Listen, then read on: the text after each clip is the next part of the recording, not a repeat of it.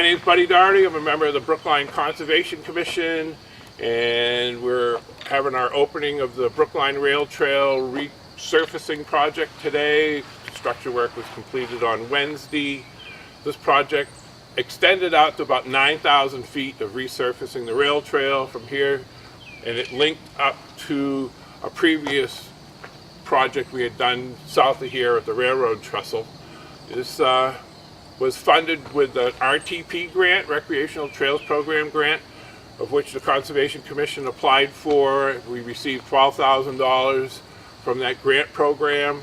We originally put up a $6,000 cash match to that.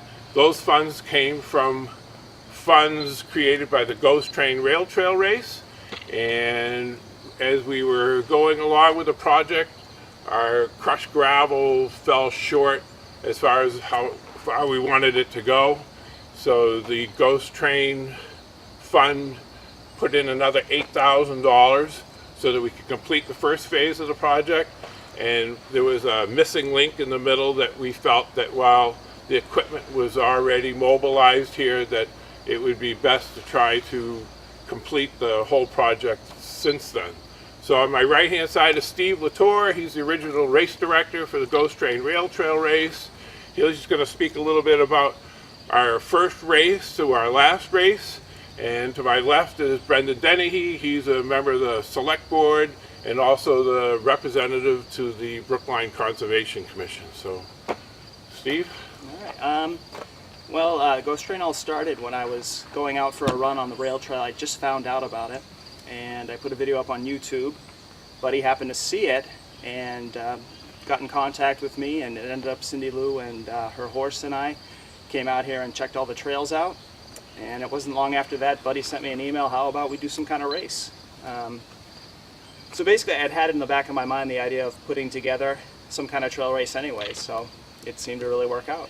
The first year we put it together in I think a month and a half. It was kind of a rush job, but I wanted to get it in at that, in October around that time of year. And we had about 28 people run. It was just a 15-mile race at the time, and we made maybe $300.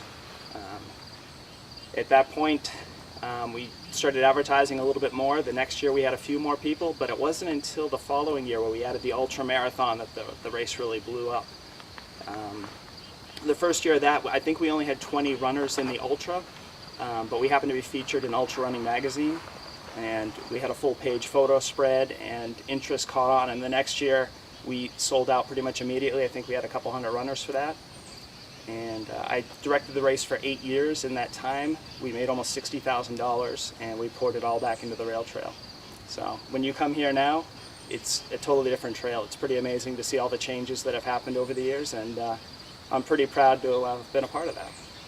So if I can add just a little bit to that, it's 7.5 miles from Camp Tibia to Milford, New Hampshire, where the DPW garage is. So we share this event with the Milford Conservation Commission. So we're standing at the northernmost point of the Brookline Rail Trail, and north of us is the Milford Rail Trail called the Granite Town Rail Trail. So Brookline's half of that 60 is 30, obviously, and so we've been spending our money pretty judiciously back on improvements to the rail trail.